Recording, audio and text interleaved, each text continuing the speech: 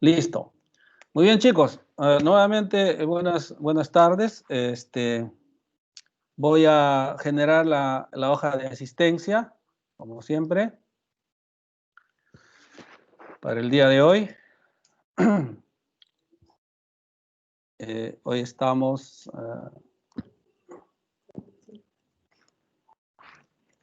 asistencia 25 de agosto del 2020, ¿ok? Ya saben, ustedes solamente tienen que colocar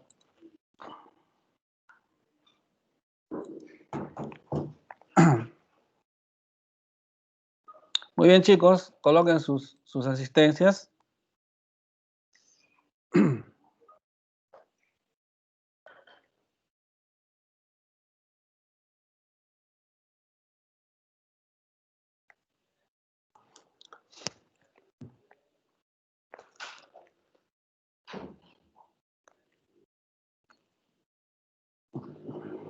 Buenas tardes.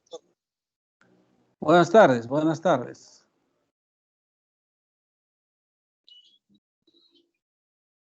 Buenas tardes con todos, chicos. Pongan sus asistencias, por favor.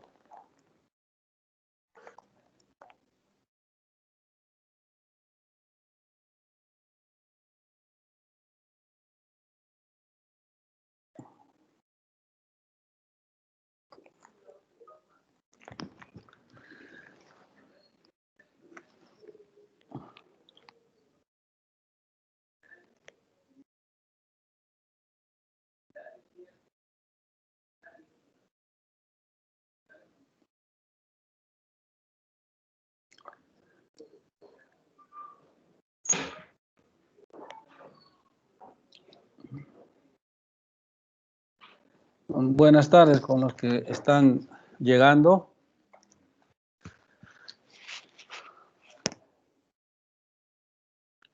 Por favor, coloquen su asistencia en la hoja de asistencia.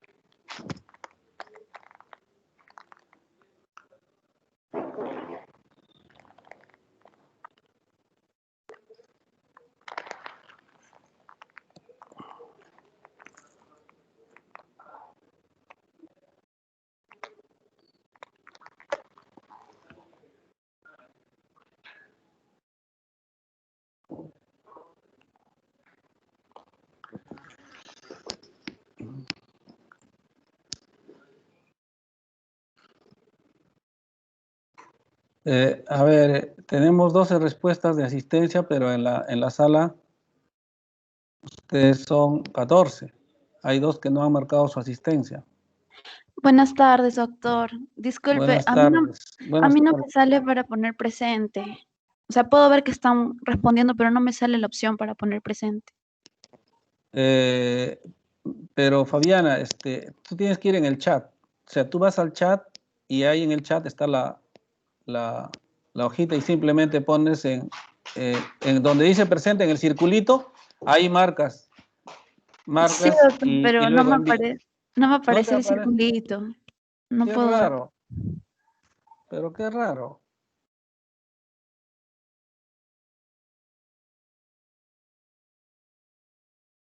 ¿Tú estás en laptop o en celular, Fabiana? Estoy en laptop. Qué raro. A ver, refresca nuevamente y refresca actualiza y...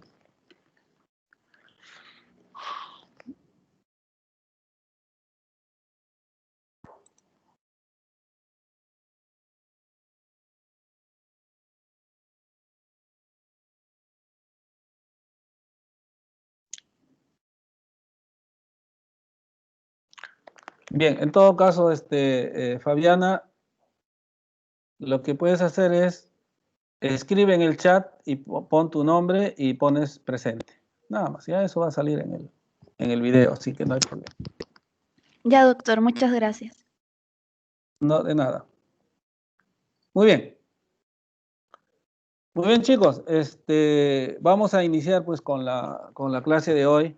Hoy yo me imagino que ustedes han revisado y están revisando sus sílabus, ¿no? Ya saben más o menos qué tema toca y además les he recomendado hoy que ustedes deberían de un poco repasar algunos conceptos, algunos temas, digamos, que corresponden a los saberes previos, ¿no? A los prerequisitos, ¿no?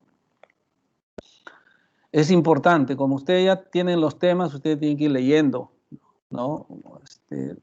Temas de biología, de biología celular, ¿no? O de cualquier otro tema, ¿no? Que pueda a ustedes facilitarles la comprensión de lo que vamos a hablar, ¿no? Muy bien, entonces vamos a pues iniciar, ¿no? con la clase de hoy. Voy a compartir mi pantalla. Ustedes por favor me confirman.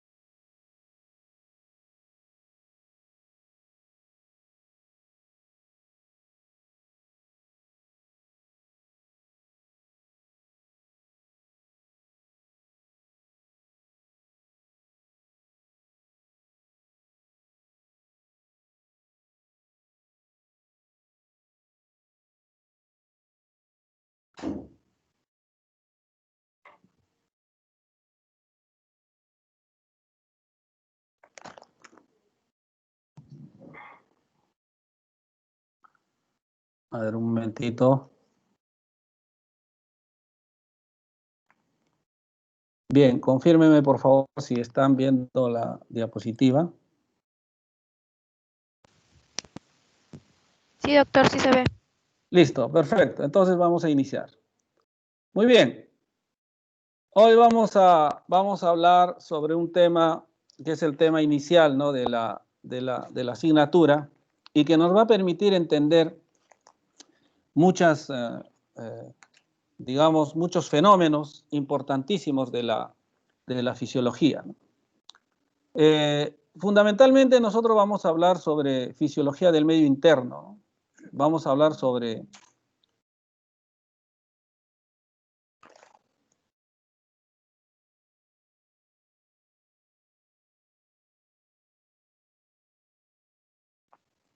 bien, les decía que hay un acople, pero está solucionado. Les decía que vamos a hablar sobre fisiología del medio interno, ¿no? Vamos a hablar sobre los mecanismos fisiológicos, ¿no? de regulación del medio interno. Entonces, hay dos temas importantes que vamos a tratar hoy, ¿no? Hoy vamos a hablar sobre homeostasia, qué cosa es homeostasia, y vamos a hablar sobre los componentes del medio interno, ¿no? ¿Qué cosa es medio interno? Conceptos importantes para entender la fisiología general, ¿no?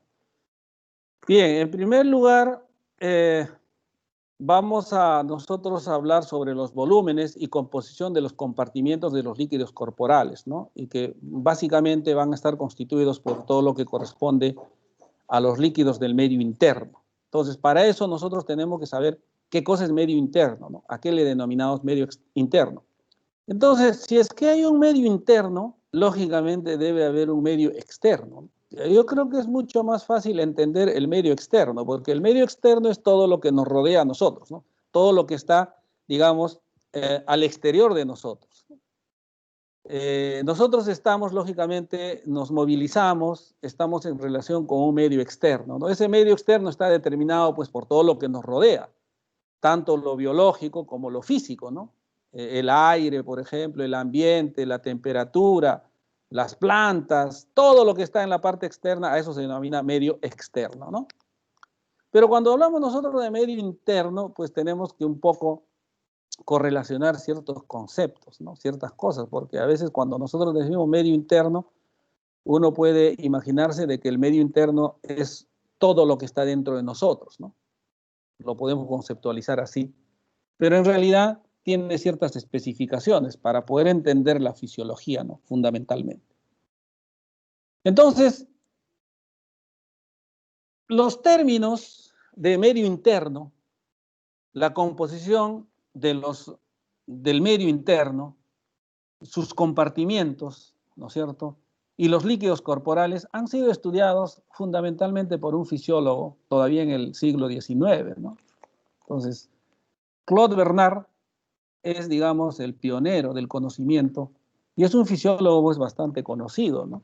Gracias a él nosotros conocemos muchos mecanismos fisiológicos, muchos conceptos. Él definió exactamente qué cosa era el medio interno, de qué estaba compuesto el medio interno, ¿no?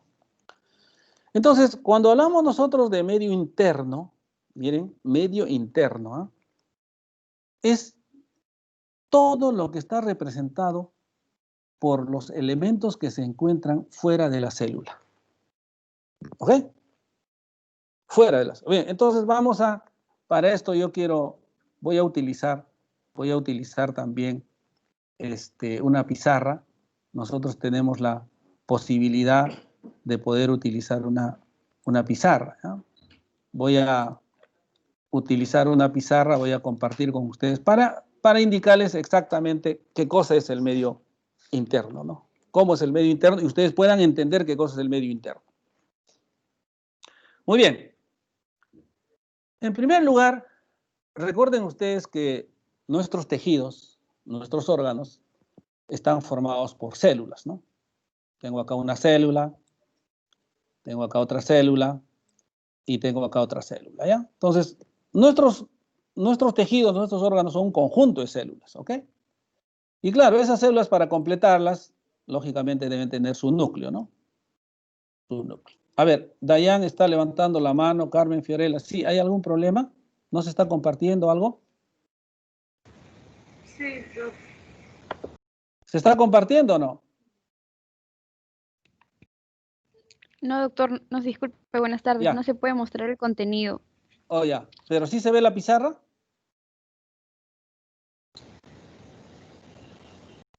A ver.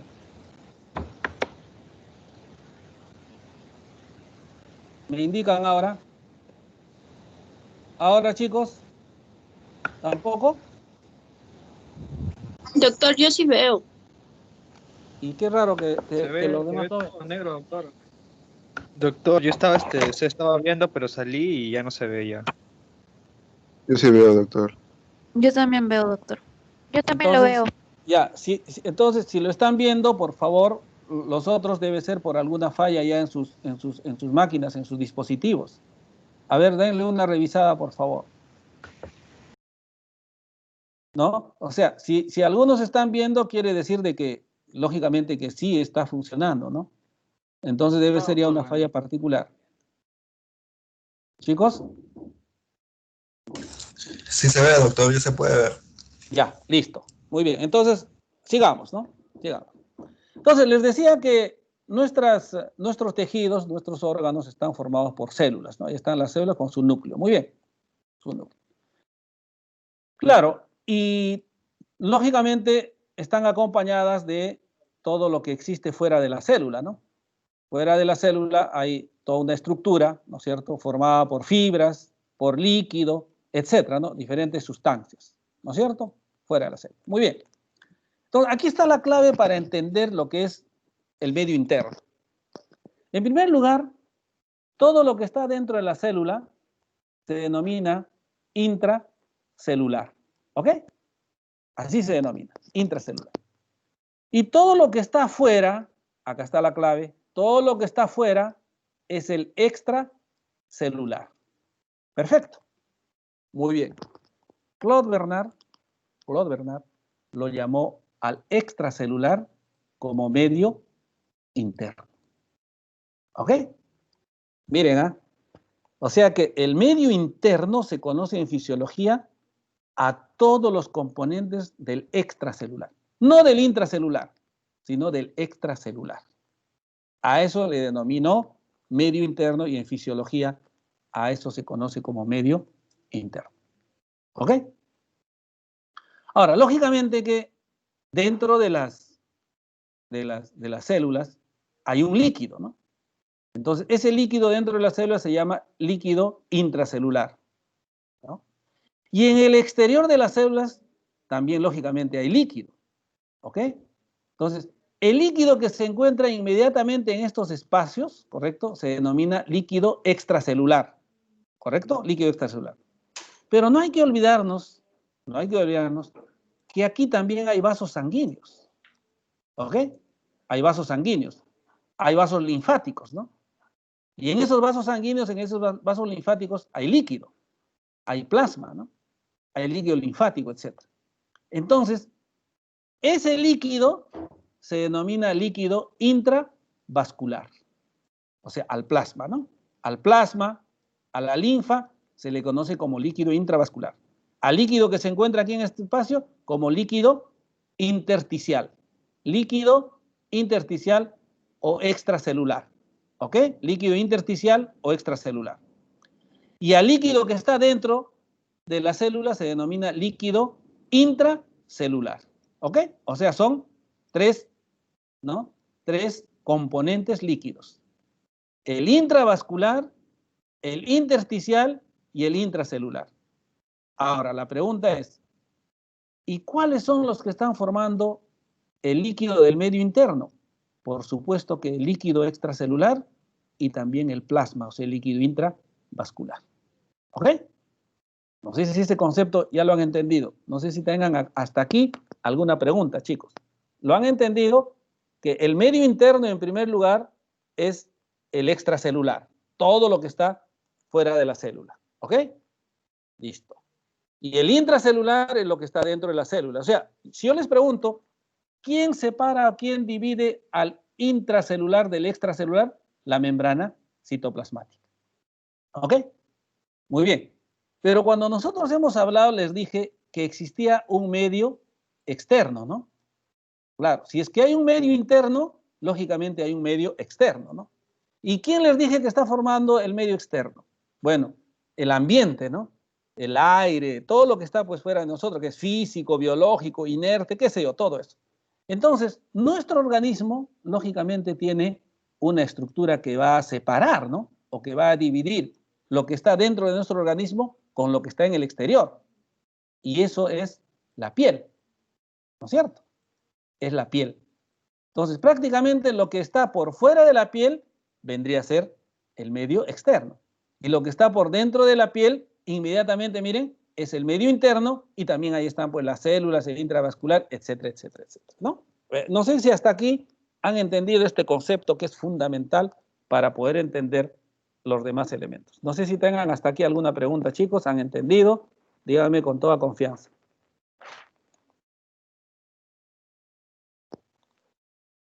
Bien, entonces quiere decir que lo han entendido. Muy bien, perfecto. Ahora, no hay que olvidarnos, chicos, no hay que olvidarnos, ¿ah? De que el medio interno, ¿no es cierto? O sea, el extracelular, el medio interno, no solamente está compuesto por líquido, ¿no? No solamente, pues, el líquido intravascular y el líquido extracelular es el que compone el medio interno. Recuerden ustedes que aquí en el medio interno también hay fibras, ¿no? Hay fibras, hay glucoproteínas, hay electrolitos, hay moléculas, hay metabolitos, etcétera, etcétera, pues, ¿no? Todo eso es el extracelular, ¿no? Todo eso es el medio interno, ¿no? Todo eso es el componente del medio interno, ¿ok? Ahora, una cosa importantísima que no hay que olvidarnos, es de que este medio interno, o sea, en este medio interno, lógicamente hay ciertas variables, ¿no? En este medio interno, ¿no? Hay ciertas variables, ¿no? Ciertas variables que en fisiología tienen que mantenerse pues, en forma, vamos a llamarle así, en forma constante. Deben de estar en un equilibrio, deben de estar estables, ¿no? Hay unas variables.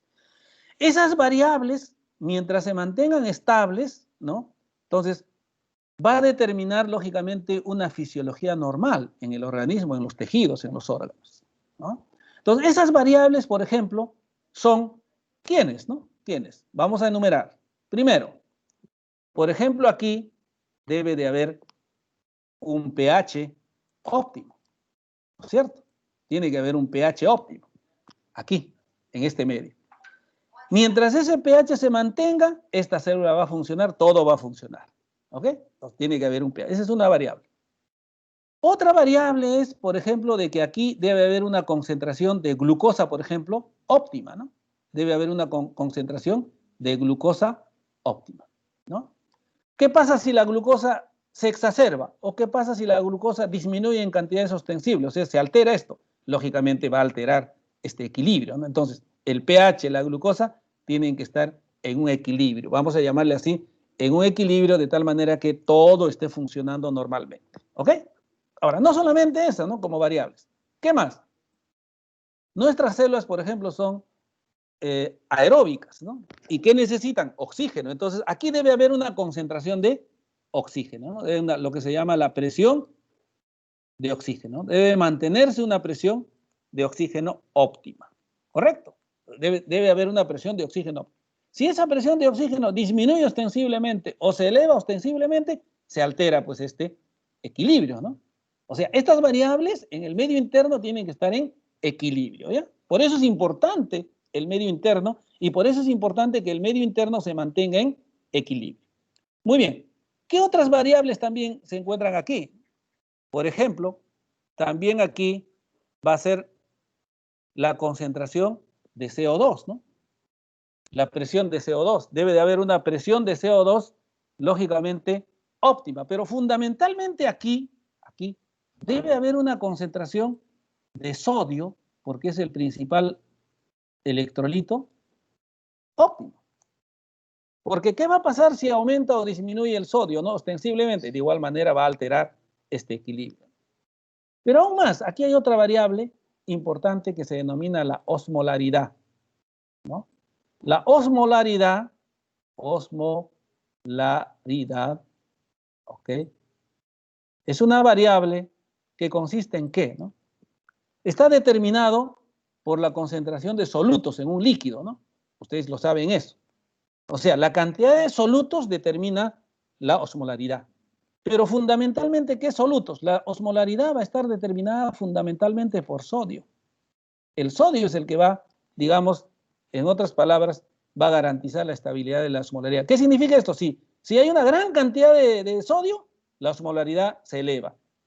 Si hay una, digamos, disminución de sodio, la osmolaridad disminuye, provocando una alteración. Pero muy bien, ¿cuáles son estos valores, no? ¿Cuáles son estos valores, digamos, que deben de existir a nivel de estas variables, ¿no? Para que se mantengan en condiciones, llamémosle así, en condiciones óptimas, ¿no? Entonces, por ejemplo, la osmolaridad debe estar entre 280, ¿ok? 280 y 300, ¿no? Miliosmoles por litro, o miliequivalentes por litro. Así también esas son las unidades. 280 a 300. Entonces, ¿qué quiere decir esto? ¿Qué quiere decir esto?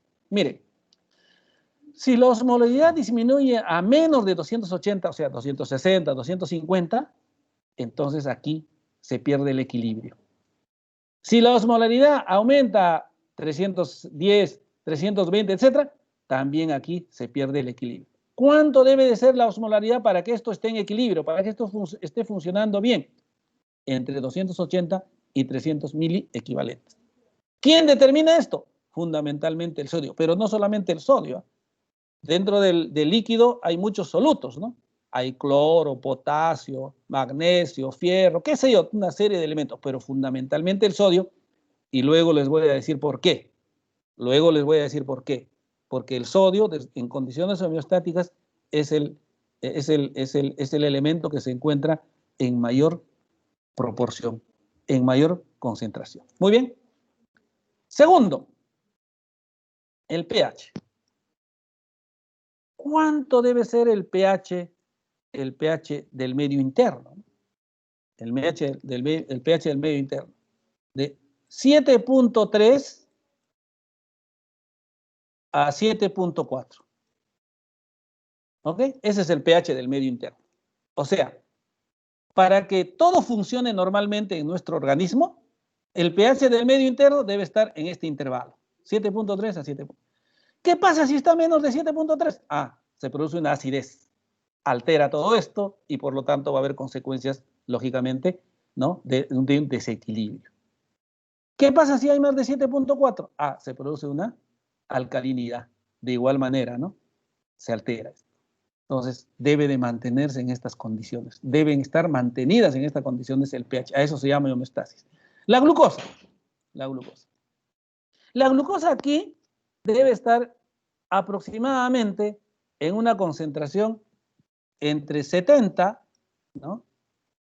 a 99, de 70 a 99 miligramos por decilitro, ¿no? Esa es la unidad, miligramos por decilitro.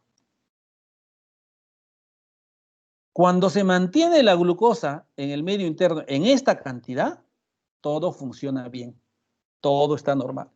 Pero ¿qué pasa si la glucosa es menos de 70? Se altera. ¿O qué pasa si la glucosa sube? ¿No? Hiperglucemia. O sea, no puede haber ni hipoglucemia ni hiperglucemia, porque si no, se va a alterar. Miren, qué importante, ¿no? Y así, la presión de oxígeno también de igual manera va a intervenir, ¿no? Usualmente la presión de oxígeno a nivel de nuestro, ¿no? digamos, del medio interno, debe estar en un valor aproximado, ¿no? o en un intervalo, ¿no? de 90 milímetros de mercurio, ¿no? 80 a 90 milímetros de mercurio, de presión de oxígeno. Entonces, ¿qué pasa si hay menos? ¿No? Lógicamente va a haber consecuencias aquí. ¿Qué pasa si hay más? De igual manera se produce una inestabilidad, ¿no? Entonces, miren que el medio interno tiene variables, ¿no? que siempre se deben de mantener. ¿Para qué? Para que todo funcione bien. Y además recuerden ustedes de que este medio, el medio interno, es un medio acuoso, ¿no? Es un medio acuoso. Ahí existe lógicamente agua, ¿no? Importante, ¿por qué? Porque todas las reacciones metabólicas, ¿no? se realizan en un medio acuoso. En un medio acuoso. Muy bien. Pero ustedes dirán, pero ¿quién mantiene, no? O sea, ¿quién mantiene o cómo se mantiene esta estabilidad, ¿no? Que se denomina homeostasis. A esta estabilidad se denomina homeostasis, ¿no? A este equilibrio. O sea, cuando estas variables están en estos valores, todo funciona bien y a eso se llama homeostasis. Pero uno dirá, ¿no? Pero ¿quién mantiene esa homeostasis, no? O sea, ¿cómo se mantiene en condiciones normales la homeostasis, no? Muy bien, entonces, lógicamente eso tiene su explicación, ¿no? Eso tiene su razón de ser, ¿ok?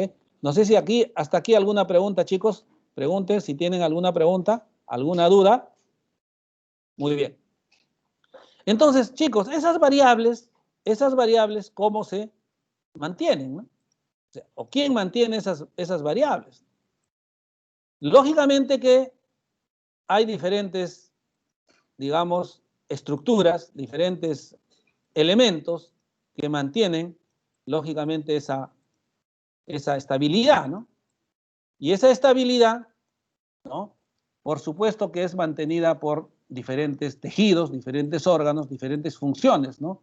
que tiene nuestro organismo. Muy bien. Entonces, en primer lugar, yo les había mencionado, ¿no? De que la piel, o sea, imaginar acá, esta es la piel, separaba al medio externo, ¿no es cierto?, del medio interno. ¿Ok? la piel. Entonces, la primera función fundamental para que se mantenga la homeostasis, entonces, lo juega la piel. La piel, jóvenes, es una estructura importantísima. ¿Por qué? Porque la piel nos protege, ¿no? ¿De qué nos protege? De todo lo que hay en el exterior. La piel cumple una función de barrera, ¿no? No permite que muchas cosas ingresen, pues, ¿no? Por ejemplo, es una función de barrera que cumple cuando nosotros nos protege de la entrada, por ejemplo, de algún elemento biológico, de una bacteria, de un virus, ¿no? Porque es una barrera, ¿no? Además, la piel también cumple una función termorreguladora. Función termorreguladora. ¿Por qué? Porque no permite que el calor, pues, ¿no?, fluya hacia el exterior, ni tampoco el calor puede ingresar fácilmente al interior. O sea, de alguna manera cumple una función termorreguladora, ¿no? O sea, interviene en la regulación térmica. Además, otra de las variables del medio interno también es la temperatura. Recuerden que nosotros tenemos una temperatura, ¿no? 36.5, 37 grados, debe ser esa la temperatura. No puede ser menos ni puede ser más, ¿no? Entonces, una de los tejidos que cumple esa función termorreguladora, por ejemplo, es la piel, ¿no? Gracias a la piel nosotros tenemos o mantenemos, o el medio interno mantiene una temperatura. Muy bien. Entonces, la piel es uno, ¿no?, de los componentes que mantiene las variables en condiciones homeostáticas. Segundo, el aparato respiratorio. ¿Cómo el aparato respiratorio, ¿no?, mantiene la homeostasis? O sea, ¿de qué manera el aparato respiratorio genera una estabilidad, ¿no es cierto?, en el medio interno, ¿no? ¿De qué manera el aparato respiratorio, cómo interviene? Bien, ustedes saben de que a través del aparato respiratorio nosotros qué cosa, digamos, introducimos oxígeno. Introducimos oxígeno. Y a través del aparato respiratorio, ¿qué cosa eliminamos? ¿No? Eliminamos CO2. Entonces, es importante porque el aparato respiratorio nos va a permitir, ¿no?, que el medio interno tenga oxígeno, porque recuerden ustedes que nuestras células son aeróbicas, sin oxígeno no pueden vivir. Y de igual manera, ¿no?, este catabolito, ¿no es cierto?, tiene que ser eliminado y se elimina también a través del aparato respiratorio. Entonces, es una manera de mantener, ¿no es cierto?, ¿qué cosa? De mantener la homeostasis. Eso es importantísimo entonces, ¿no? La interacción o el intercambio gaseoso fundamental. Introducción de oxígeno, eliminación de CO2. Importantísimo. Pero además, el aparato respiratorio también es un regulador del pH. ¿Ok? Es un regulador del pH. ¿Por qué, no? Porque este CO2 está asociado a ácido carbónico.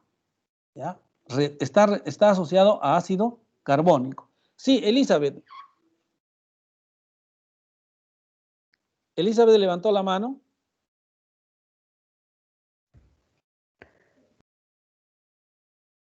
Disculpe, doctor, ¿está haciendo algo en la pizarra? Buenas tardes. Sí, Elizabeth, por supuesto que sí. Pero no visualizo nada, por eso levanté la mano. Ya. ¿Los demás visualizan? Sí, doctor. Sí, doctor. Sí, doctor. Sí, Sí, están, doctor. Elizabeth, algo está ocurriendo de repente con tu laptop, o lo reinicias, lo actualizas, porque todos los demás se están viendo y algún problemita ahí, por favor, Elizabeth, en tu equipo, porque si no vieran todos, sí, por eso, o sea, tienen que, miren, chicos, en estos sistemas, ¿no? Lógicamente que si es que hay algunos que están visualizando y otros no, yo me imagino que eso es, no, claro, porque no creo que, pues, que Bill Gates esté en contra de ustedes, ¿no? Específicamente, ¿no? Es una broma, chicos. Es una broma, de repente de mal gusto. Pero, por favor, traten ustedes de ver sus sistemas, sus laptops, ¿no? Actualícenlo, etcétera, porque algo debe estar ocurriendo, ¿ya? Me pasan la voz nomás cualquier cosa, por favor. Seguimos entonces, ¿ya? Bien, entonces les decía de que el aparato respiratorio es, a ver, Emanuel dice, no se nota, pero hace rato. María del Pilar también que no se veía. ¿Están viendo ya ustedes, Manuel y María del Pilar? Sí, doctor. Sí, doctor. Perfecto, Sí, bien. estamos- Entonces, más bien, no sé qué cosa hicieron, de repente han actualizado, podrían compartir eso para que los demás, cuando ocurra algo, puedan reactualizar o hacer lo que ustedes han hecho, si es que no sé cómo han vuelto a ver. Solito salió. Oh, ya. Entonces, de repente, Elizabeth, ¿cómo está? Elizabeth, ¿ahora sigues?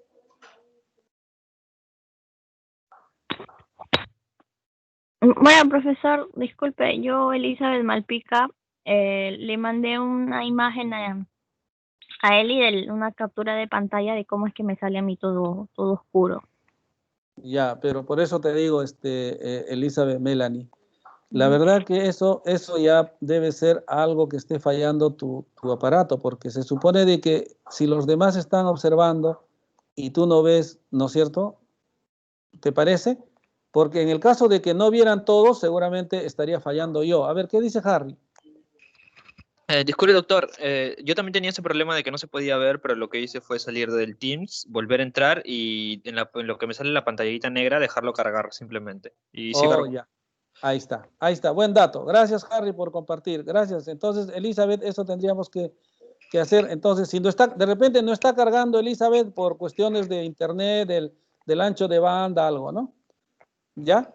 Muy bien, pero aún así, Elizabeth, ten paciencia, pero de todas maneras esto se está grabando y lógicamente lo vamos a compartir. Sí, algo iba a decir Elizabeth Nancy.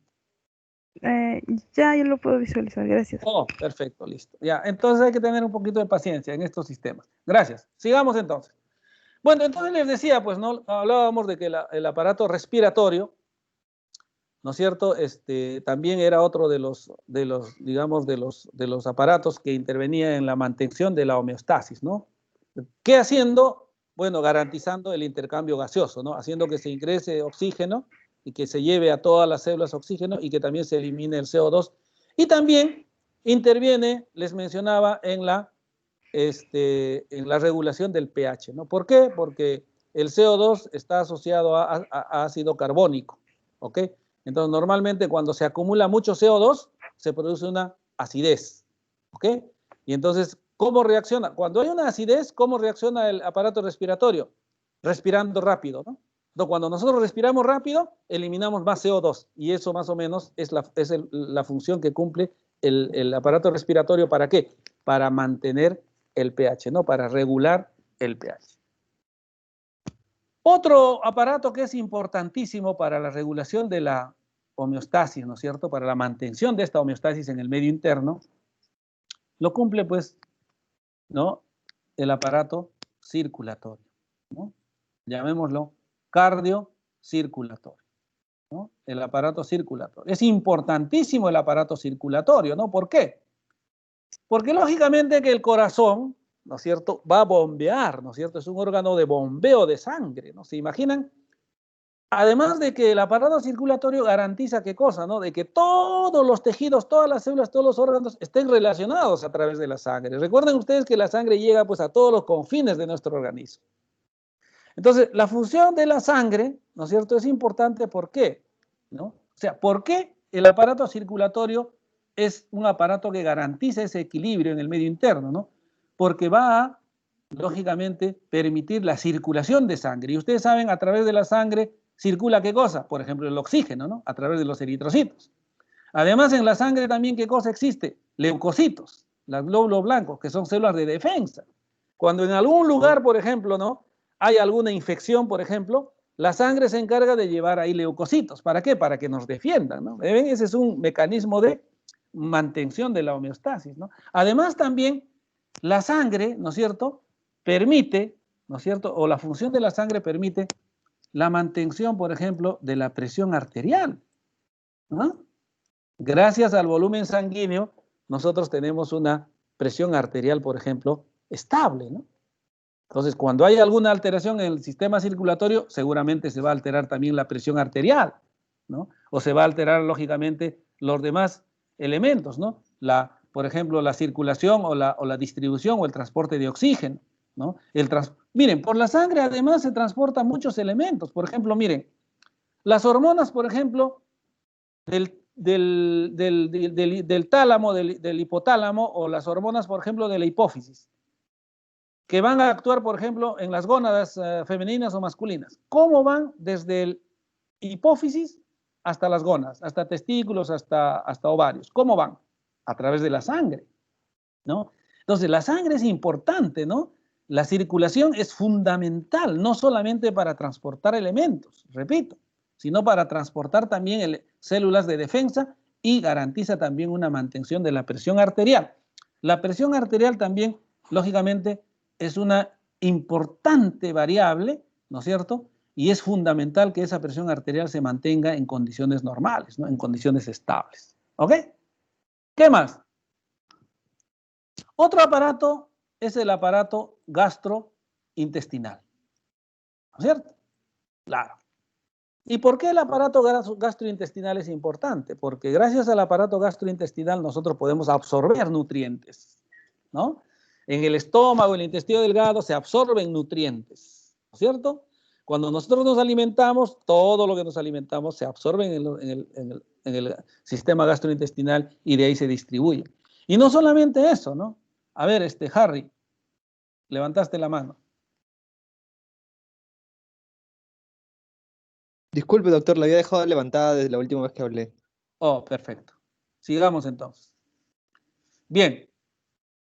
Entonces, el sistema gastrointestinal o aparato gastrointestinal permite eso, ¿no? Absorber también líquidos, ¿no? Absorbe líquidos, etc. Miren qué importante el sistema gastrointestinal. Además, también el sistema gastrointestinal es importante, miren por qué. Porque, por ejemplo, en el sistema gastrointestinal se sintetiza la vitamina K, importante en la coagulación, ¿no? Y volviendo un poco, de igual manera en la piel, ¿no? En la piel, por ejemplo, se sintetiza la vitamina D, ¿no es cierto? Cuando hay exposición al sol. Miren qué importante. Todo eso mantiene, lógicamente, en condiciones homeostáticas, ¿no? ¿Qué más? El sistema renal. El sistema renal. Miren, en el caso del sistema gastrointestinal, el sistema gastrointestinal no solamente pues, sirve para absorber, ¿no? Para absorber metabolitos, no, sino también para eliminar lo que no sirve, ¿no? Lo que no sirve, o sea, todos los elementos de desecho, ¿ok? En el caso del sistema renal es importante también, ¿por qué, no? Porque el sistema renal va a, digamos, regular el volumen líquido, ¿no? El volumen de líquido. Eso es lo que va a regular, ¿no? ¿Qué pasa, no? Cuando hay, por ejemplo, gran cantidad de líquido, pues se eleva la diuresis, ¿sí? Se eleva la diuresis, o sea, los riñones filtran con mayor velocidad, ¿no? Cuando hay bastante líquido. Y cuando hay menos líquido, se produce pues una disminución de la diuresis, o sea, el riñón, ¿no? Retiene el agua. O sea, cuando hay abundante líquido, el riñón filtra y elimina líquido. Cuando hay poco líquido, el riñón retiene líquido, ¿no? Un poco para ir compensando esa pérdida, ¿no? Eso es un mecanismo también, ¿no es cierto?, para poder mantener la homeostasis. Pero no solamente eso hace, ¿no? El riñón. El riñón también, por ejemplo, regula la cantidad de electrolitos, ¿no? El riñón regula, por ejemplo, no solamente la cantidad de agua, sino también, por ejemplo, la cantidad de sodio, la cantidad de potasio, de cloro, etcétera, ¿no? Y también el riñón es un regulador del pH. Miren, qué importante cuando hablamos de aparato respiratorio y sistema renal, reguladores del pH. El equilibrio ácido básico de nuestro organismo del medio interno va a estar dado por estos dos aparatos, ¿no? Estos dos aparatos son los que van a regular. No se olvide, ¿quiénes regulan el equilibrio ácido básico? ¿No es cierto? O sea, la acidez y la alcalinidad del medio interno. Aparato respiratorio y sistema renal. El aparato respiratorio, digamos que regula de una manera inmediata, rápida, ¿ok? Y el sistema renal de una manera lenta, ¿correcto? Pero segura. Eso es importante. El equilibrio ácido básico, no se olviden, sistema respiratorio y sistema renal. ¿De qué manera, no? Más o menos, les explico. Ya habíamos dicho, por ejemplo, si se produce una acidez, Si se produce una acidez, quiere decir que el pH disminuye. Entonces, ¿qué quiere decir esto? Recuerden ustedes que esto estaba asociado ¿a qué? Les había dicho, a ingreso de oxígeno y a eliminación de CO2. Entonces, este CO2, ¿no?, está asociado a ácido carbónico. ¿Qué quiere decir esto? Cuando hay disminución del pH, o sea, cuando hay acidez, hay acúmulo de ácido carbónico. Y como hay acúmulo de ácido carbónico en el medio interno, entonces el aparato respiratorio, ¿cómo regula? Eliminando CO2, eliminando ácido carbónico. Y para eliminar ácido carbónico, ¿qué hace?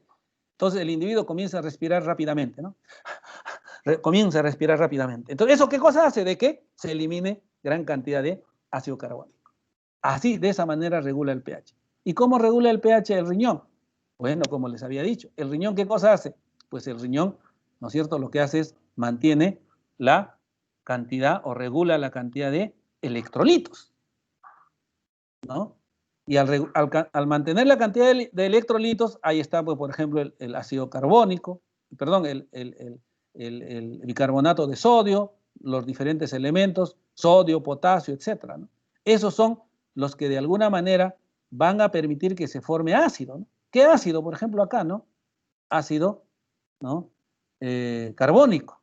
Y ese ácido carbónico, lógicamente, que cuando se forma aquí a nivel del líquido o a nivel del medio, ¿no es cierto?, va a ser eliminado rápidamente por el riñón.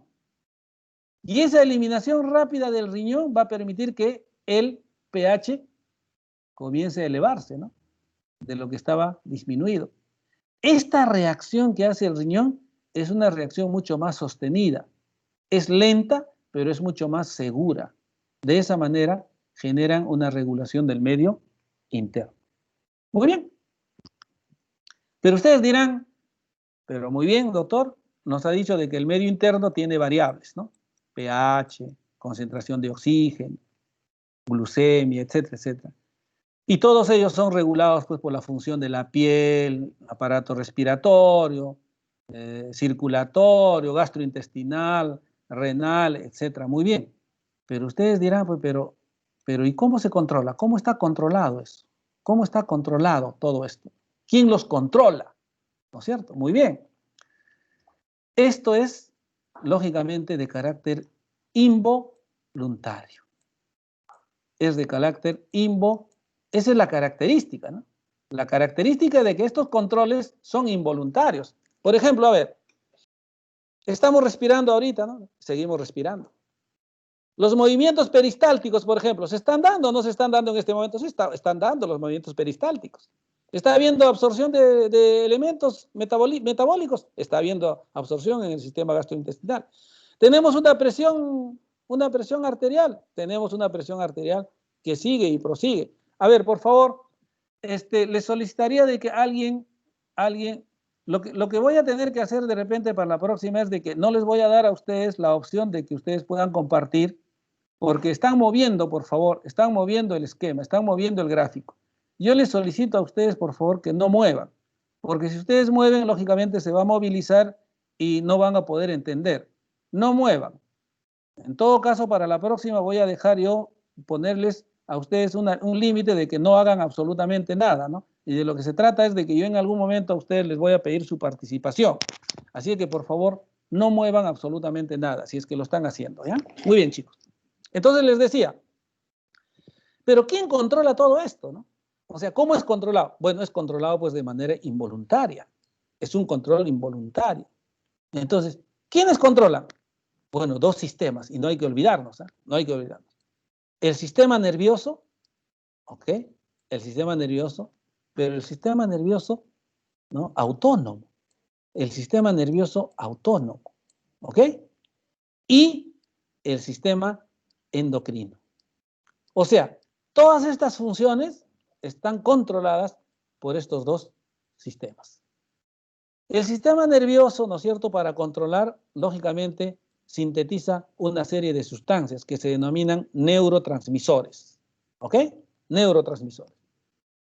Cuando lleguemos al sistema nervioso, ahí vamos a entender específicamente qué es lo que hacen los neurotransmisores. Entonces, los neurotransmisores, que hay diferentes tipos, ¿no? Hay adrenalina, serotonina, dopamina, etcétera, etcétera, son los que van a actuar pues en diferentes niveles, ¿no?, para controlar esto. ¿Ok? Y el sistema endocrino, ¿no es cierto?, lo hace a través de las hormonas. ¿Ok? Entonces, estas hormonas son las que van a actuar en diferentes lugares, ¿no? Por ejemplo, un ejemplo, ¿no? A ver, cuando nosotros hablamos de sistema circulatorio, vamos a ir de presión arterial, vamos a imaginar de presión arterial. Imaginemos que la presión arterial aumenta. ¿Puede aumentar por qué? De repente aumenta la cantidad de sangre, ¿no?, bombeada por minuto, aumenta. Entonces, ¿qué quiere decir esto? De repente que el corazón está contrayéndose con más fuerza y con mayor rapidez. Entonces, cuando esto ocurre, ¿quién lo va a controlar eso? Lógicamente el sistema nervioso autónomo, ¿no? Claro, el sistema nervioso autónomo va lógicamente crear, ¿no es cierto?, ¿no?, sintetizar neurotransmisores que actuarán a nivel del corazón, ¿no es cierto? ¿Haciendo qué cosa? Que el corazón se contraiga lentamente, que disminuya su velocidad, que disminuya su fuerza de contracción. ¿Ok? Igual actúa también el sistema endocrino, ¿no? El sistema endocrino, lógicamente, también va a actuar en diferentes lugares, controlando, manteniendo este medio en condiciones homeostáticas. ¿Ok? Entonces, de esa manera se produce la homeostasis, ¿no? Entonces, a eso se denomina homeostasis, ¿no? La homeostasis, entonces, es un equilibrio, es una estabilidad, ¿no es cierto?, de todos los elementos, de todas las variables que forman parte del medio interno, ¿no es cierto?, y que esas variables tienen que mantenerse en esos intervalos de valores, ¿no? Habíamos dicho, hay un valor mínimo y hay un valor máximo. No puede estar menos ni puede estar más.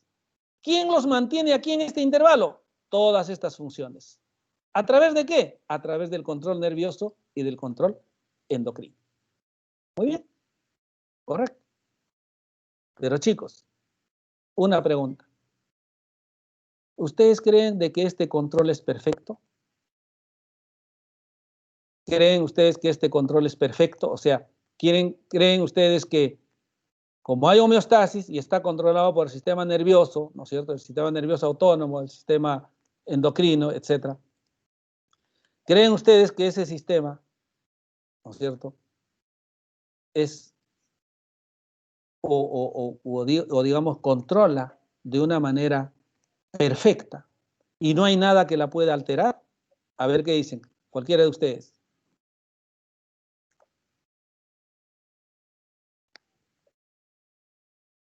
Carlos Daniel, a ver. ¿Crees tú de que esa mantención, ¿no es cierto?, de esta homeostasis, ¿no?, que es el equilibrio, ¿no?, de las variables? Y hemos dicho ya de que el control lo da el sistema nervioso autónomo y el sistema endocrino, ¿no? Y además es de carácter involuntario, o sea, nosotros no lo podemos controlar, ¿no? ¿Crees que ese control es perfecto y que ese control, digamos, mantiene siempre a la homeostasis intacta? Carlos Daniel. Sí, profesor, sí le escucho. No, porque puede haber también modificaciones de alteraciones, podría ser. Cambios Perfecto. morfológicos. Perfecto, Carlos. Perfecto. Mira, lo que dice Carlos es totalmente cierto. Esa homeostasis, si bien es cierto, es un equilibrio, ¿no?, que está controlado, ya hemos visto, ¿no? Hay un control, ¿no?, que lo mantiene ahí, ¿no? Lógicamente que también puede verse alterado, ¿no? Y se ve alterado por diferentes factores. Pueden ser factores exógenos o pueden ser factores endógenos, ¿no? Entonces, por eso es de que se produce la enfermedad. Entonces, ¿la enfermedad qué cosa es? Es un rompimiento del estado de la homeostasis. O sea, cuando se produce la enfermedad, cualquier enfermedad, es porque se ha roto la homeostasis, en cualquier lugar. ¿Y quién rompe esa homeostasis? Pues siempre hay un factor causal, pues, ¿no? Porque esa homeostasis no se va a romper de la nada, ¿no? Sino hay muchos factores, ¿no? Muchos factores que pueden romper. Por ejemplo, de repente ingresa un virus, una bacteria, o hay un cambio del pH, o se altera un órgano, etcétera, etcétera. Siempre hay una causa. Puede ser una causa física, por ejemplo, calor, frío, ¿no?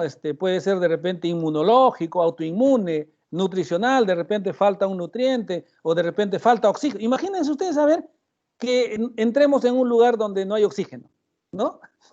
Recuerden ustedes de que uno de las variables es la mantención del oxígeno, porque realmente nosotros somos o estamos constituidos por células aeróbicas.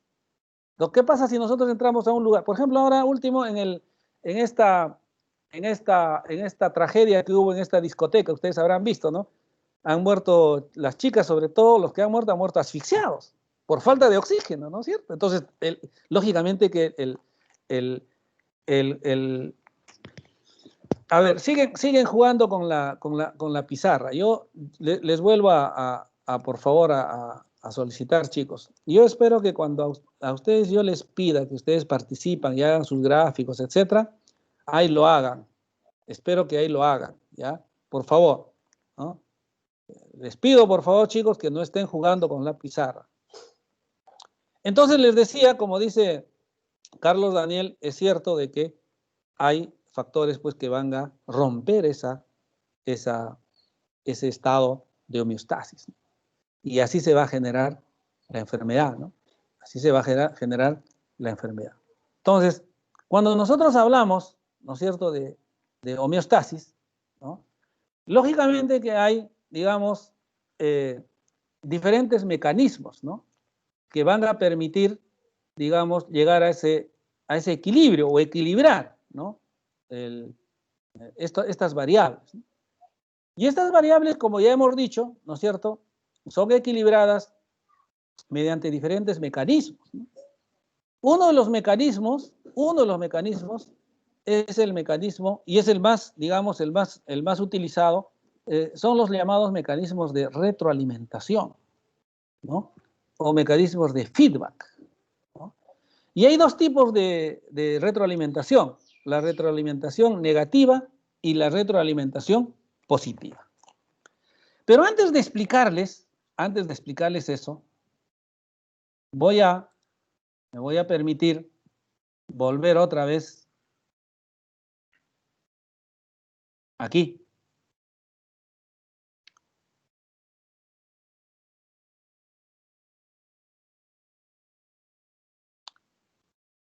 Miren, chicos, ya hemos hablado nosotros del medio interno y ya sabemos qué cosa es el medio interno, ¿no? Entonces, el medio interno está compuesto por todo lo que es el extracelular, ¿ok? El extracelular, lo que está fuera de la célula, ¿no? Y habíamos dicho también de que ese medio interno está compuesto por líquido extracelular o intersticial, ¿no es cierto?, ¿no? Y el líquido que se encuentra dentro de la sangre, o sea, el plasma. O sea, quiere decir de que el líquido del medio interno es el líquido intersticial, lo que está entre las células, y el líquido plasmático, ¿ok? Mientras que el líquido intracelular es el líquido que está dentro de las células. Dentro de la composición de los compartimientos líquidos del cuerpo, ustedes saben de que nuestro cuerpo, el cuerpo de cualquiera de nosotros, tiene 60% de la masa corporal total compuesta por agua. O sea, nosotros somos más agua que otras cosas. O sea, más agua que proteínas, carbohidratos, lípidos, etc. ¿Ok? 60%. De ese 60% de la masa corporal total, ¿no es cierto?, de ese 60%, miren, 40% está dentro de las células y solo el 20% es líquido extracelular. Y de ese 20%, miren, el 80% es líquido intersticial y solo el 20% es líquido plasmático. ¿Ok? 60% de nosotros es agua. ¿Ok? 60%. 40% de ese 60%, ¿no?, o sea, las 2/3 partes, está dentro de las células. Y fuera de las células, solo el 20%. Y fuera de las células, ese líquido se distribuye en el intersticio, o sea, entre las células, en 80%. Y dentro del plasma, o sea, en la sangre, ¿no es cierto?, en la sangre, en la linfa, como líquido plasmático, ¿no?, es agua, 20%. ¿Se imaginan ustedes, no? Quiere decir de que dentro de las células hay más agua que fuera, ¿verdad? Dentro de las células hay mucha más agua que fuera de las células, ¿ya? Ahora, esa agua, o sea, ese líquido, ¿cómo está compuesto? Y aquí está la composición. Y lo que les venía a decir, ¿no?, de que justamente la composición de estos elementos es lo que va a determinar una característica que es la osmolaridad. La osmolaridad, ¿qué cosa es? No, está determinada, les había dicho, por la concentración de solutos en líquido, en agua. Aquí están los solutos. Miren, el líquido extracelular tiene estos elementos y el líquido intracelular. Aquí comparativo, ¿no? ¿Ah? Hay sodio, potasio, cloro, bicarbonato, hidrogeniones, magnesio, calcio, proteínas, fosfatos, glucosa, etcétera, etcétera, ¿no? Una serie de, digamos, elementos ionizados. Pero miren, el líquido extracelular tiene 142 miliequivalentes por litro. O sea, ¿qué quiere decir? Que hay sodio en 142 miliequivalentes por litro fuera de la célula. Y dentro de la célula, 14 miliequivalentes. Miren la diferencia. O sea, sodio, mucha mayor cantidad fuera de la célula. Pero dentro, esto es normal. O sea, es normal que la célula tenga fuera, un tejido tenga fuera esta concentración y dentro esta concentración. Y viceversa, miren con el potasio. ¿Qué pasa con el potasio? El potasio tiene fuera 4 y dentro 140. Eso es homeostasis. O sea, ustedes de repente han pensado de que la homeostasis es de que las variables o los elementos, tanto dentro como fuera, en el medio interno como en el intracelular, van a tener la misma concentración. No. Ustedes están viendo acá que hay diferente concentración. Fuera de la célula el sodio es mucho mayor que dentro. ¿Ok? Ahora es importante mencionar, ¿no?, de que todos estos elementos, ¿correcto? El líquido extracelular, sobre todo el medio interno, porque recuerden ustedes que el líquido extracelular es del medio interno, ¿no? El intracelular no, pertenece al medio interno. Al medio interno pertenece el extracelular y también pertenece el plasma. Este líquido extracelular, la composición de este líquido extracelular, está regulado por varios mecanismos, ¿ya? Hay varios mecanismos, pero uno es principal y ustedes no deben de olvidarse. Está regulado por los riñones. Los riñones son los que van a regular este líquido extracelular. O sea, ¿qué quiere decir esto, no? Muy bien, imaginémonos que aquí el sodio aumenta. ¿Se acuerdan ustedes? Yo les dije que la osmolaridad estaba determinado por, la osmolaridad del medio interno estaba determinado fundamentalmente por sodio. Claro, por todos estos elementos, pero fundamentalmente por sodio. Si el sodio, por ejemplo, disminuye ostensiblemente, vamos a imaginar, disminuye, por ejemplo, a 50 miliequivalentes por litro. ¿Qué quiere decir esto? De que la osmolaridad ha disminuido. Si la osmolaridad ha disminuido, de repente ya no está en 280 miliosmoles, ¿no? De repente está en 200, 150. Inmediatamente, ¿quién controla eso? El riñón. ¿Y cómo va a regular el riñón? Va a filtrar el plasma, pero va a retener sodio. ¿Va a retener sodio para qué? Para devolverlo a la circulación. Así lo regula. ¿O qué pasa, por ejemplo, si ocurre lo contrario? Imaginémonos que no hay 142, sino 200 miliequivalentes. O sea, ha excedido, ¿no? Quiere decir que la osmolaridad no es de 300 miliequivalentes. De repente la osmolaridad está entre 350, 380 miliosmoles. Entonces, ¿qué significa eso? De que hay gran cantidad de sodio en el líquido, en el medio interno. ¿Cómo reacciona el riñón para controlar eso? O sea, para disminuirlo a 300. Comienza a filtrar el plasma, comienza a filtrarlo, pero también comienza a eliminar sodio. ¿Correcto? Mientras en una, cuando falta, retiene sodio, en la otra, cuando hay en exceso, comienza a eliminar sodio. Así de esa manera regula el riñón, ¿no es cierto?, la osmolaridad, fundamentalmente este sodio, que es el que determina, no se olviden. ¿Quién determina la osmolaridad? El sodio. El sodio es el que determina la osmolaridad del medio interno. Y ahora es importante mencionar otra cosa, ¿no? Una cosa es el medio interno, les he dicho, ¿no?, que está formado por el extracelular, y en cuanto a los líquidos, el líquido extracelular y el líquido plasmático, y otra cosa es el medio intracelular. Dentro de la célula también hay líquido, recuerden ustedes. Y en conjunto el líquido dentro de la célula es mucho mayor, ¿no es cierto?, que el extracelular, y ustedes han visto. 40%, del 60%, 40% está dentro de las células, ¿no? Y solo 20% fuera. Ese líquido intracelular está separado del extracelular a través de la membrana celular. Miren, ¿eh? Entonces, esta membrana celular es la que separa al extracelular, que vendría a ser el medio interno, del intracelular. La separa. Ahora, ustedes dirán, a ver, ¿y cómo? ¿Cómo si afuera hay 142 de sodio y adentro hay 14 de sodio? Pero a mí me han enseñado en química de que aquí las concentraciones deberían de equilibrarse por difusión, por presión osmótica. Entonces, ¿quién mantiene? O sea, ¿quién hace de que fuera exista 142 y dentro 14? La membrana. La membrana, entonces, no es una membrana, pues, que permite la entrada y salida de cualquier elemento, sino es una membrana reguladora. Por eso que la membrana tiene una permeabilidad selectiva.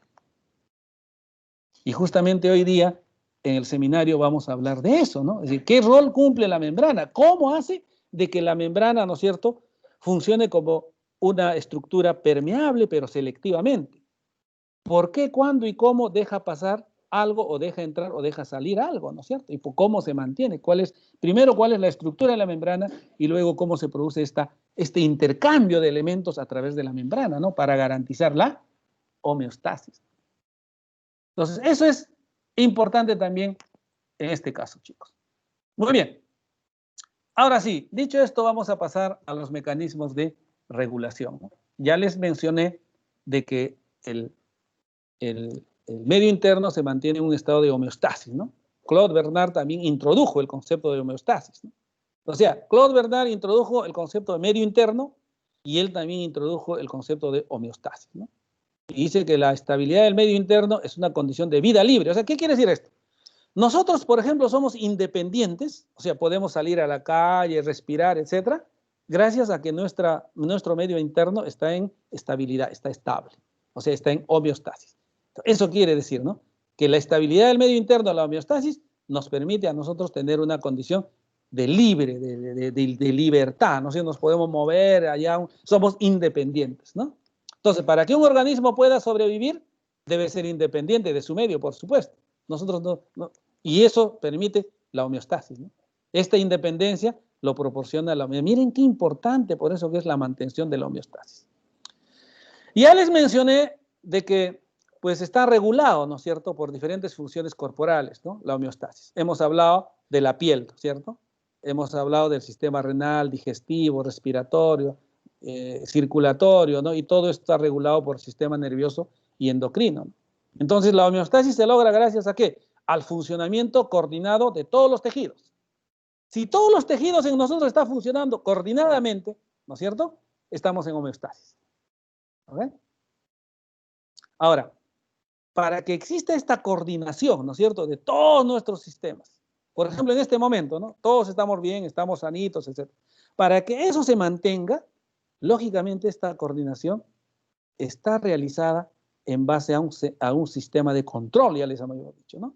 ¿Y quiénes controlan todo eso? Bueno, el sistema nervioso vegetativo, ¿no?, y el sistema endocrino. Ellos son los que controlan, porque todas las funciones son involuntarias.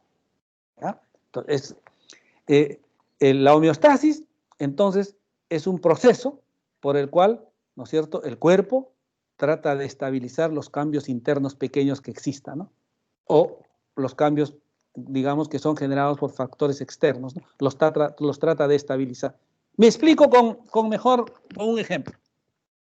Imaginemos que en este momento, miren, en este momento, suponiendo de que comienza a haber un poco de frío, más frío. A pesar que estamos abrigados, de repente la temperatura sigue bajando. Muy bien. Y si nosotros vamos a sentir frío, a pesar que estamos abrigados, pues se va a generar un sistema de control. Va a haber una activación de un sistema de control. ¿Okay? Se va a activar. ¿Y ese sistema de control va a hacer qué cosa? Bueno, que el cuerpo un poquito genere calor para que luego la temperatura se mantenga en condiciones normales. Eso es lo que ocurre. ¿Ok? Otra, por ejemplo. Imaginemos otra variable, la glucemia. Imaginemos ahorita todavía no hemos almorzado, ¿no? Nadie ha almorzado, ¿ok? Nadie ha comido nada. Entonces, ¿qué quiere decir? Que la glucosa se mantiene, está aumentando o está subiendo o está disminuyendo en el medio interno. Está disminuyendo, por supuesto, porque es un metabolito importante. Quiere decir que nuestra glucemia, en la glucemia en sangre, está disminuyendo. Muy bien. Pero ¿qué pasa si nosotros llega a las 2, las 3, las 4 y no almorzamos? ¿No? Como no almorzamos, el medio interno necesita glucosa porque debe de mantenerse una... Recuerden ustedes que la glucemia entre 70 a 99, ¿no?, miligramos por decilitro. Entonces, ¿qué se va a generar? Ah, bueno, va a haber un control de tipo hormonal, ¿no? ¿Ok? Entonces, la insulina, ¿no es cierto?, comienza a disminuir, ¿no?, y comienza a formarse glucagón. ¿Para qué? Para generar, digamos, un aumento de la glucemia en sangre, para que se mantenga esa glucemia. Entonces, trata de activarse un mecanismo de control. Entonces, hay mecanismos de control que se activan cuando hay estos desbalances o estos desequilibrios. Entonces, estos sistemas de regulación, ¿no es cierto?, funcionan de esa manera, de una manera coordinada, ¿ya? Ahora, estos sistemas, ¿no?, de regulación siempre tratan de mantener, pues, estable estas variables, ¿no? ¿Qué variables? El agua. Claro. Imagínense ustedes, ¿no? Nuestro organismo no puede tener gran cantidad de agua. O sea, a ver, un ejemplo, ¿no? ¿Qué pasa, por ejemplo, cuando nosotros comenzamos a tomar gran cantidad de líquido? Toma gran cantidad de líquido, ¿no? Estamos en una fiesta, por así, comenzamos a beber, ¿verdad?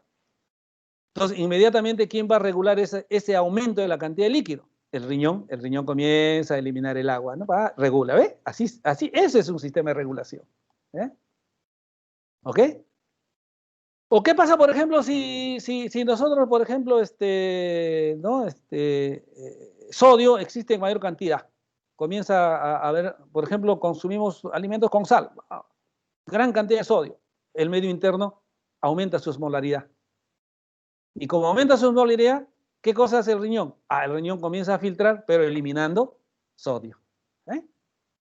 Por ejemplo, ¿cómo se regula la temperatura, ¿no? A ver, por ejemplo, vamos a imaginar. Voy a hacer otro ejemplo contrario al frío, al calor, por ejemplo. Cuando nosotros hacemos ejercicios, ahí está, hacemos ejercicios, comenzamos a hacer ejercicios, la temperatura del medio interno comienza a aumentar. Y entonces, esa temperatura que aumenta tiene que ser regulada inmediatamente, porque imagínense ustedes, ya han visto ustedes, ¿no?, qué cosa es lo que hace el aumento de temperatura o el calor a las proteínas, las desnaturaliza. Imagínense ustedes, si la temperatura sube a 39, 40, 41, olvídense, pues, ¿no es cierto? Entonces, ¿cómo lo regula el cuerpo si hacemos ejercicios? Comienza la piel a transpirar. Comenzamos a transpirar, las glándulas sudoríparas eliminan agua junto con temperatura, ¿no?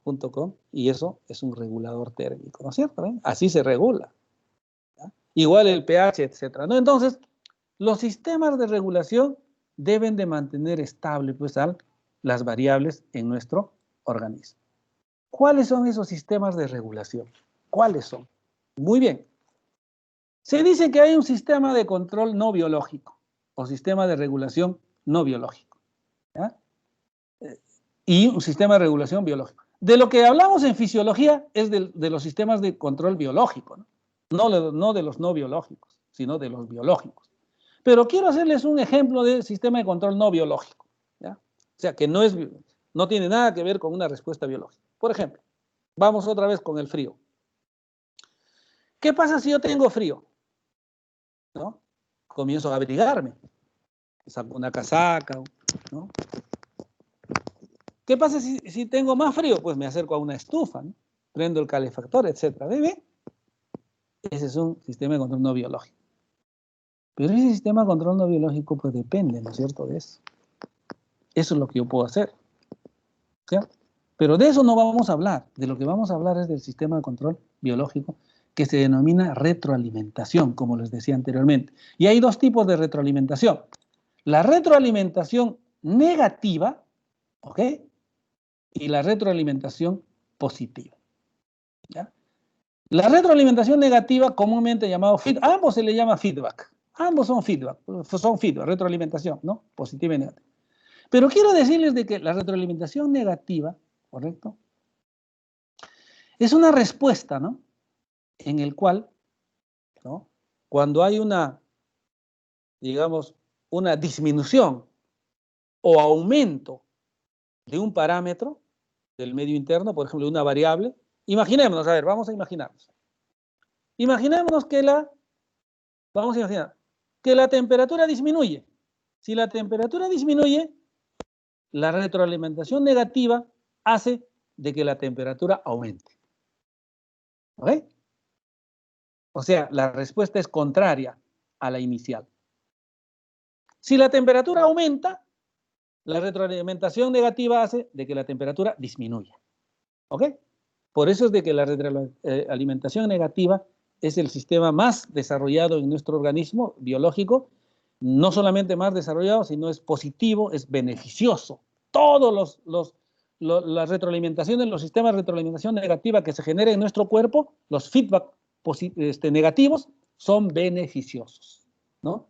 Porque estos regulan, ¿no? Si es que aumenta, la retroalimentación negativa hace que disminuya. Si es que disminuye, la retroalimentación hace que aumente, ¿no? Por eso que es positivo. En cambio, la otra, la retroalimentación positiva, es aquella retroalimentación en la cual lo que provoca la retroalimentación tiene la misma direccionalidad. ¿Qué quiere decir esto? Que si uno de las variables disminuye, la retroalimentación negativa significa que también provoca disminución. O sea, provoca más. Si la retroalimentación es provocada por un estímulo, pues también la retroalimentación responde con un estímulo, o sea, exacerba más. O hace que se disminuya más o se exacerbe más, ¿no? Y por eso que la mayoría de los procesos de retroalimentación positiva, y vamos a ver ahora ejemplos, son negativos.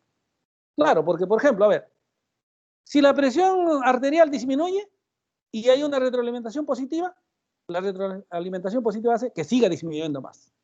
O al revés. Si hay aumento, que siga aumentando más, ¿no?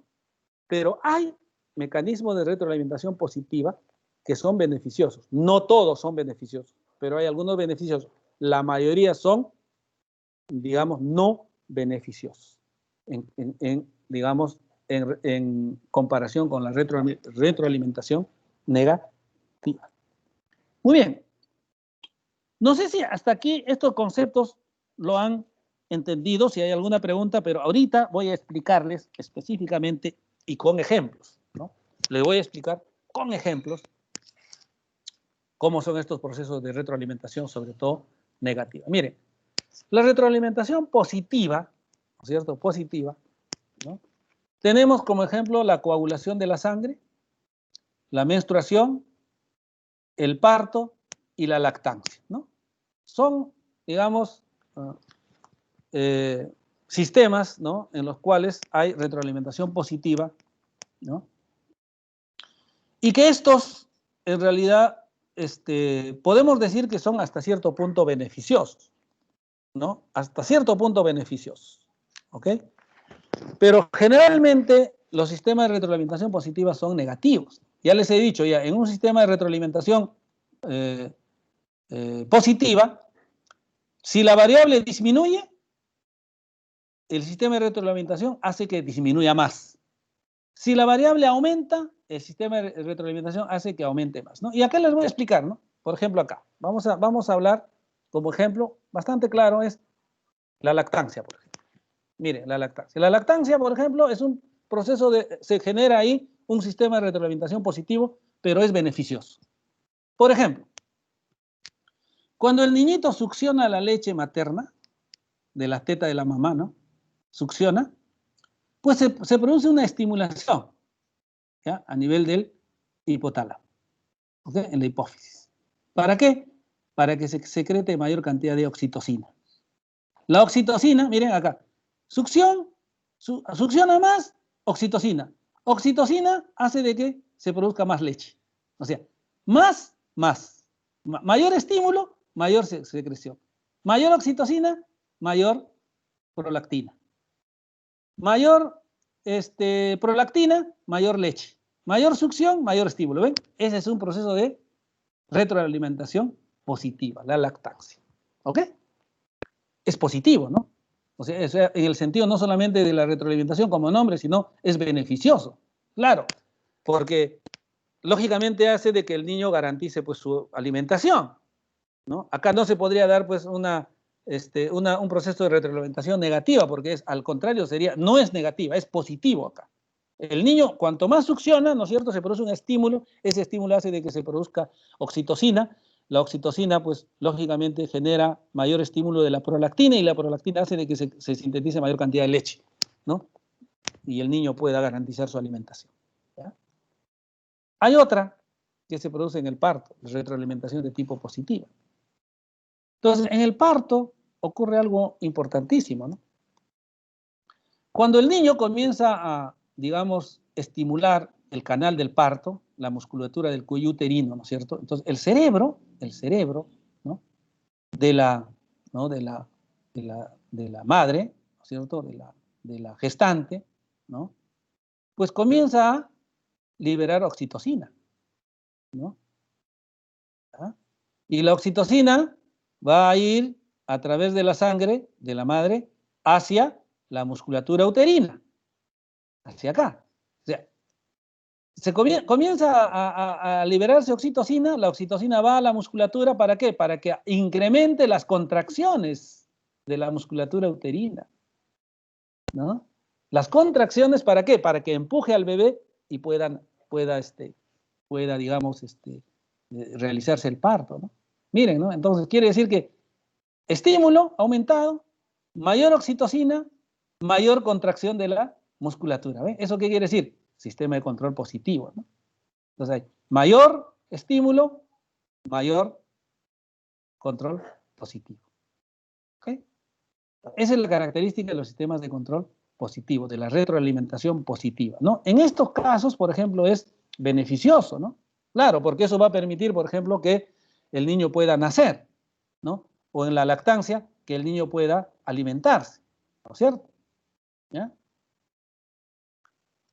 En el caso de la retroalimentación negativa, la mayoría de los sistemas de control, ¿no?, son no solamente beneficiosos, sino que para nuestro bienestar, la mayoría de los sistemas de control son negativos, ¿no? Y se dan con más frecuencia, miren, para controlar la presión arterial, para controlar la temperatura, para controlar la glucemia o para controlar la presión o el pH. ¿Ok? Entonces, les voy a explicar esos ejemplos, ¿no? O sea, de qué manera, ¿no?, cómo esos sistemas de, digamos, de control digamos, retroalimentación negativa, se producen en la presión arterial, se producen en el control de temperatura, en la glucemia y cómo controlan, ¿no?, el pH. Y eso es importantísimo, ¿no? Por ejemplo, la temperatura. Les voy a explicar. Vamos a pasar entonces a la pizarrita, que es lo que ya, digamos, estamos finalizando y eso es lo que les voy a... Sí. A ver, antes de explicarles mejor, terminamos con estas diapositivas, ¿ya? Eso les voy a explicar. Esto también.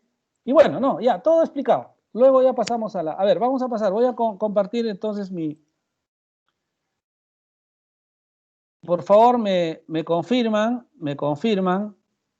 Voy a compartir ahora la pizarrita, ¿no?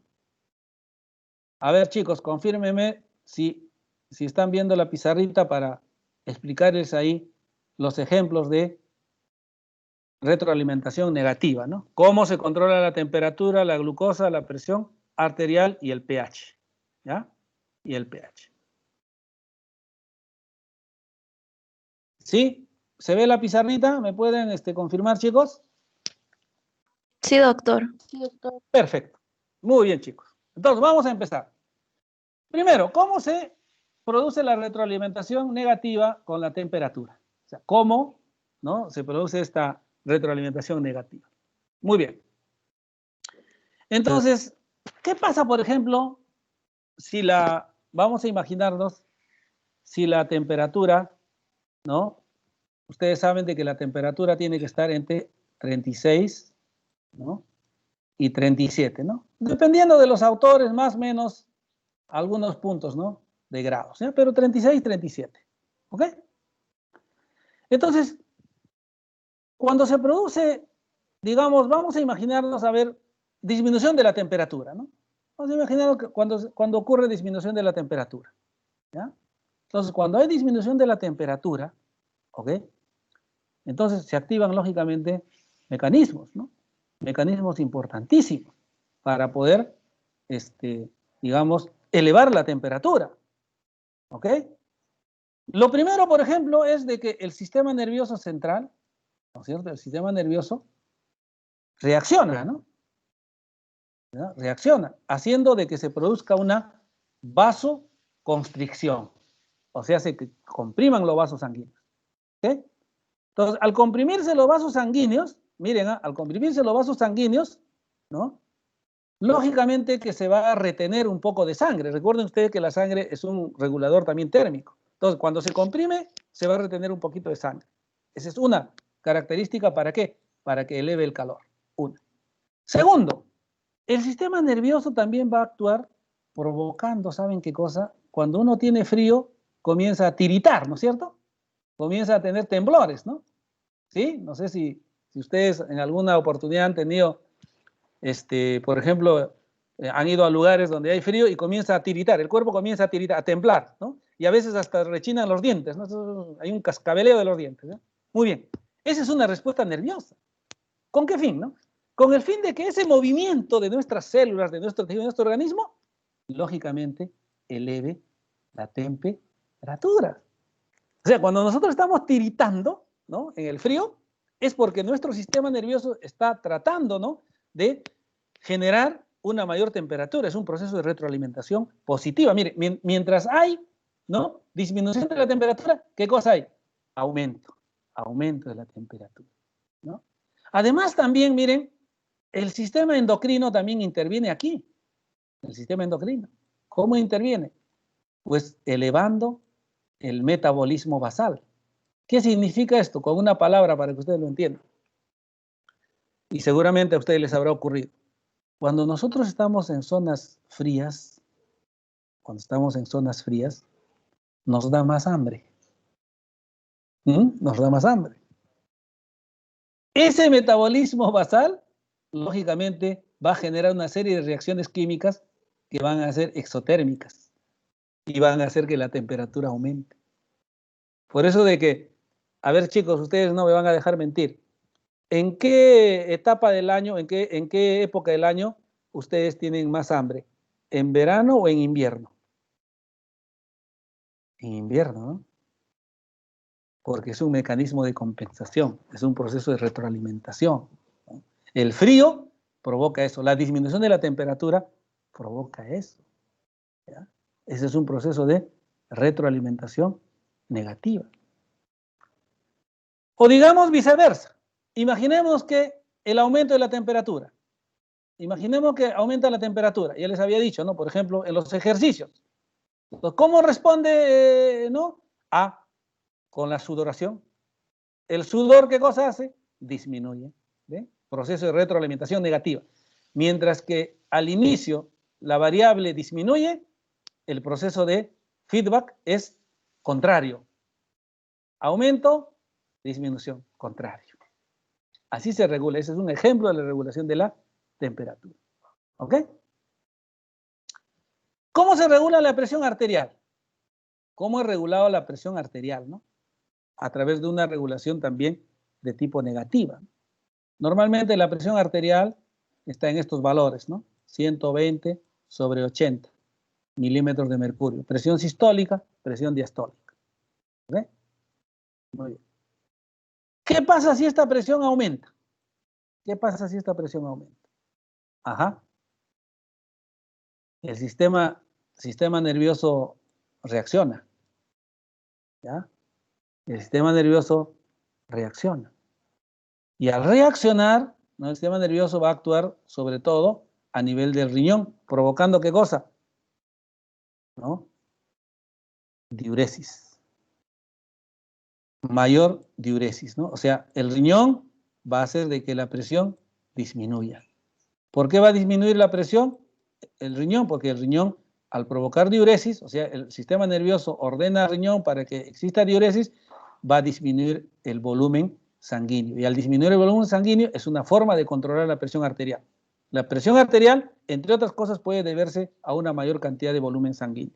Entonces, al disminuir el volumen sanguíneo, disminuimos la presión arterial. Esa es una forma de control.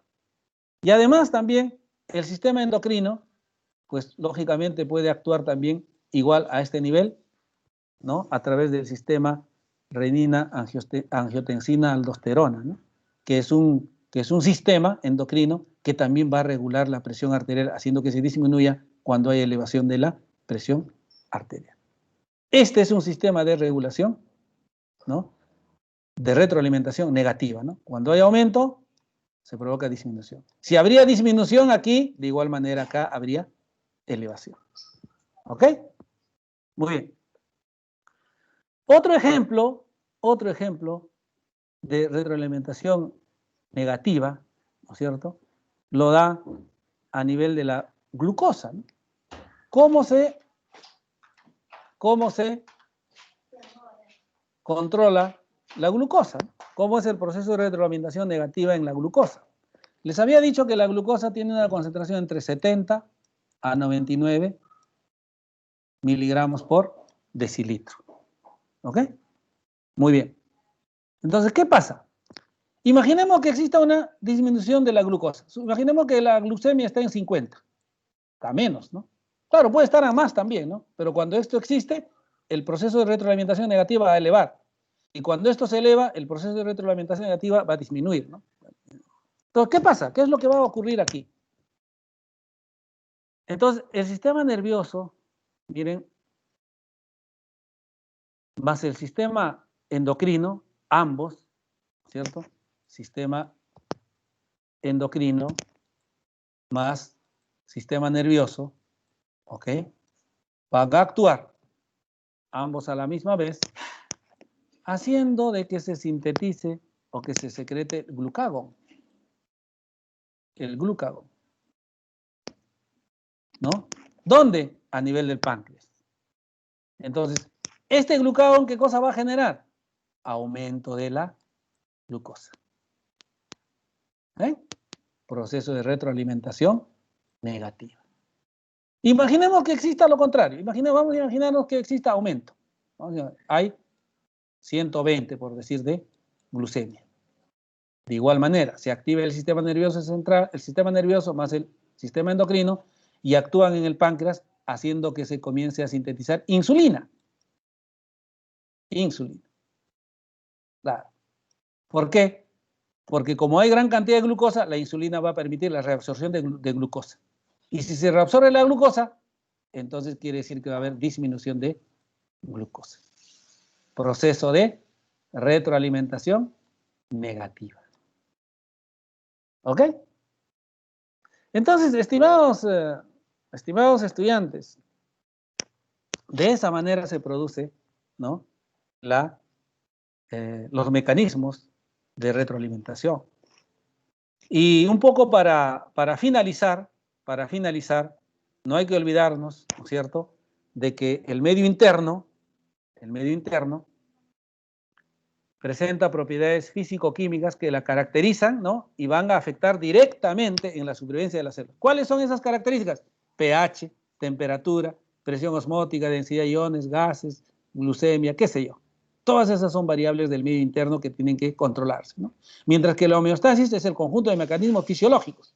¿Para qué? Para mantener estables, ¿no? Esas variables, ¿no? En un rango de estabilidad. O sea, tampoco es un valor, ¿no? Cuando decimos, por ejemplo, a ver, temperatura. Temperatura es 36, siempre 36, no, entre 36 a 37. pH, 7.3, 7. Es un rango, en la mantención de ese rango. Eso es la homeostasis, ¿no? Esa es la homeostasis. Y eso se produce gracias a los sistemas también de regulación. Y hay algo importante, que los organismos, ¿no? Los organismos, para poder vivir en un medio ambiente cambiante, ¿no? porque nuestro medio ambiente es cambiante, pues, y gracias a la homeostasis y a los mecanismos de regulación nosotros podemos adaptarnos, ¿no? Ahorita, por ejemplo, está haciendo un poquito de calor de repente, ¿no? Luego va a ser frío, etcétera, ¿no? Vamos a pasar estados de falta de oxígeno, etcétera, y ahí se genera un mecanismo de compensación, ¿no? Cuando esos mecanismos de compensación son avasallados, ¿no es cierto? Por ejemplo, una falta desmedida de oxígeno, ya se va a producir lógicamente una alteración, una lesión, y hasta puede provocarse la muerte, ¿no? Porque ya sobrepasó los mecanismos de control, ¿no? Y entonces, todos los organismos animales, incluido el hombre, ¿no? Pues debemos de enfrentar 4 situaciones, ¿no? 1, mantener una temperatura constante. Es importante mantener la temperatura constante. Ni menos ni más. Mantener la concentración de glucosa en sangre. Ni menos ni más. Mantener la cantidad de agua e iones, sobre todo sodio, ¿no? Y conservar el pH dentro de ciertos rangos. Estos 4 parámetros, estas 4 situaciones son vitales, ¿no? Y dependen de ¿qué? De la homeostasis, de la mantención de estas variables en condiciones normales, ¿ya? Bueno, esta ha sido la bibliografía que ya ustedes ¿no? La están seguramente teniendo, y también, lógicamente, de los libros que se les ha dado. Y eso sería todo, chicos. Eso sería todo por hoy. Espero sus preguntas. Por favor, chicos, preguntas. Pasamos a la ronda de preguntas.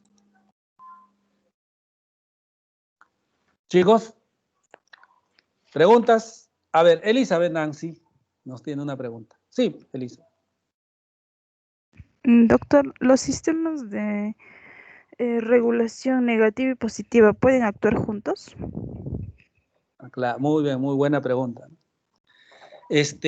Pueden actuar, digamos, juntos, pero no a la misma vez, ¿no? ¿Me dejo entender? O sea, paralelamente pueden actuar, ¿no? Pero no a la misma. No, por ejemplo, no pueden hacer, o sea, las dos cosas en un mismo tejido, en una misma célula, no pueden. O sea, sí pueden actuar, ¿no? Pero controlando otras variables, ¿no? Pero no las mismas variables en un mismo momento. Eso no se puede dar, porque si no, imagínense, ¿no? Eso ya no sería pues ya un sistema de control, ¿no? Más bien sería un sistema de descontrol, ¿no? Pero muy bien, muy buena tu pregunta, Elisa. ¿Alguna otra pregunta más? O sea, me explico un poco, ¿no? Para poder entender la pregunta de Nancy, ha sido una pregunta oportuna, ¿no? Por ejemplo, ¿no? Dice que si los sistemas de control de retroalimentación negativa y positiva pueden actuar las dos en el mismo momento, a la misma vez, en la misma variable, no. Pero en diferentes variables sí. Por ejemplo, una mujer, ¿no? Vamos a imaginar, una mujer embarazada. O una mujer lactante, vamos a imaginar una mujer lactante. ¿Ya? Una mujer está lactando, puede estar lactando en ese momento, ¿no? Pero de repente tiene pues una presión elevada. Entonces, la presión elevada está actuando, regulando la presión, ¿no es cierto? y es una retroalimentación negativa. Y en el momento que está lactando, hay una retroalimentación positiva, pero en diferentes estamentos, ¿no? Eso sí se puede dar, pero no en el mismo, digamos, en la misma variable. ¿Alguna otra pregunta más? Bueno, muy bien. No habiendo más preguntas, chicos, voy a dejar de grabar.